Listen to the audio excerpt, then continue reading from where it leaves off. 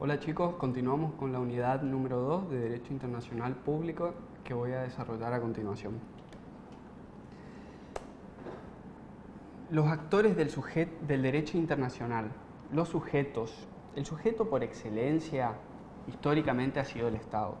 Concepciones modernas han incluido a determinados entes internacionales como ser las asociaciones, el hombre, la humanidad, incluso el pueblo.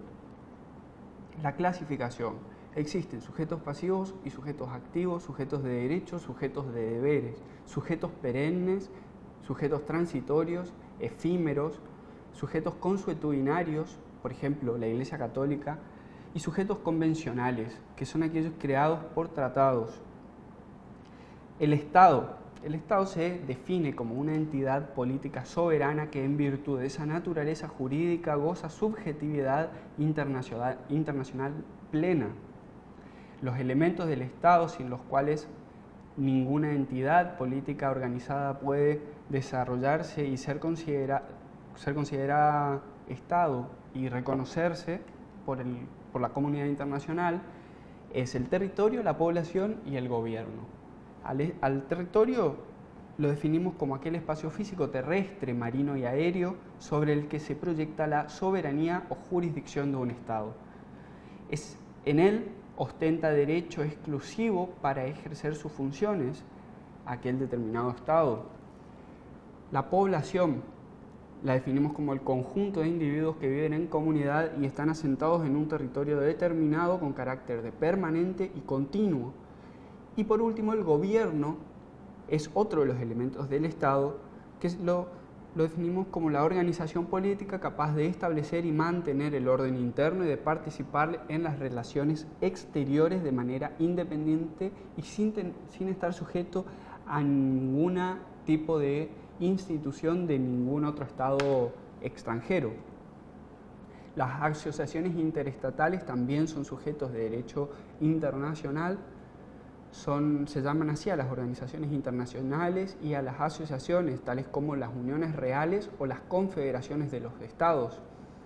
Las entidades no estatales, tenemos los ejemplos de la Iglesia Católica, el Comité Internacional de la Cruz Roja, la Soberana Orden de Malta. Con las concepciones modernas que sugieren que nuevos sujetos de derecho internacional se consideran como tales en la comunidad internacional son el hombre, la persona física, en lo que respecta a la vulneración de sus derechos humanos, ya que aquella persona, cualquier persona humana física que se encuentre en situación desfavorable y vea afectados sus derechos humanos puede recurrir al derecho internacional para hacerlos valer. También otro nuevo sujeto de derecho internacional es la humanidad, los movimientos de liberación nacional y el pueblo, que es un concepto que se incluyó en la Carta de las Naciones Unidas.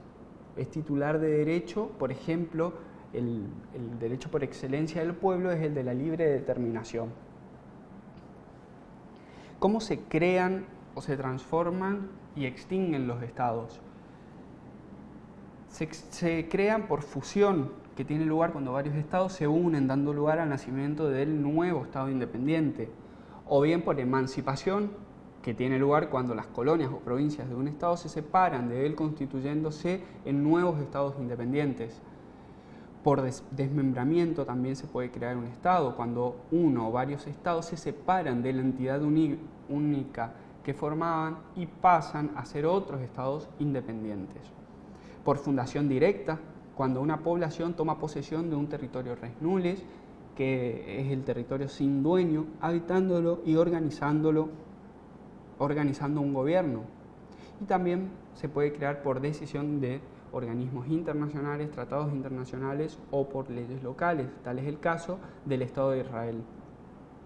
Extinción del Estado por su anexión total a otro Estado o su fraccionamiento por un acto voluntario del propio Estado, por ejemplo, el Estado de Texas, que decidió extinguirse como Estado para unirse a la Confederación de los Estados Unidos, y podría ser también en contra de su voluntad. Luego de una contienda con otros estados, el victorioso anexa su territorio al vencido. Reconocimiento de estados y gobiernos.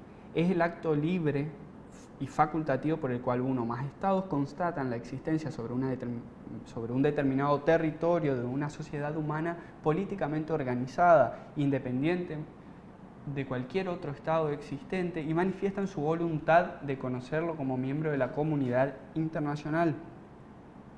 El reconocimiento de gobiernos de facto es una entidad necesaria y de utilidad para permitir la normalización de las relaciones internacionales de un país sacudido por una revolución o golpe de Estado.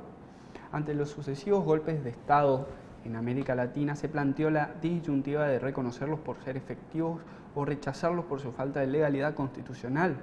Se produce así, ante esa disyuntiva, la opción entre el principio de constitucionalidad y el de efectividad. Entonces se esbozan dos doctrinas al respecto, la doctrina Tovar y la doctrina Estrada. La doctrina Tovar sostiene que no se prohíbe el reconocimiento de un gobierno revolucionario, sino que debe postergarse su reconocimiento a un momento posterior a fin de que ese gobierno sea convalidado mediante el sufragio popular. Es decir, que esta doctrina opta por el principio de constitucionalidad. La doctrina Estrada sostiene que los demás estados no deben plantearse el dilema de reconocer o no a un nuevo gobierno. Opta por el principio de efectividad, pues protege el valor de la soberanía y el principio de la no intervención. Los derechos fundamentales de los estados, la resolución 2625 de la Asamblea General de la ONU. Kelsen critica a este conjunto de derechos porque los considera que se fundan en el derecho natural y se deducen de la personalidad del Estado, y señala que la fundamentación de ellos en el derecho internacional público radica en el consentimiento común de los Estados. Los derechos contenidos en la resolución 2625 son: no uso de la fuerza, arreglo pacífico de las controversias internacionales, no intervención, cooperación, igualdad de derechos y libre de determinación de los pueblos, igualdad soberana de los estados, buena fe en el cumplimiento de las obligaciones